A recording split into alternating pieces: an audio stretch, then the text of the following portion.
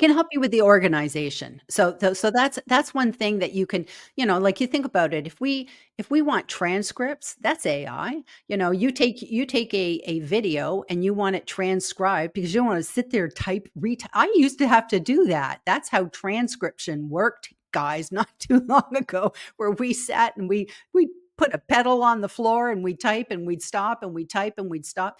So now we live in this brilliant age where you upload your video, it spits out, a Word document or a text file, and that's great. And sometimes AI can help you organize it. And you can say, okay, I did this LinkedIn Live and I did this podcast.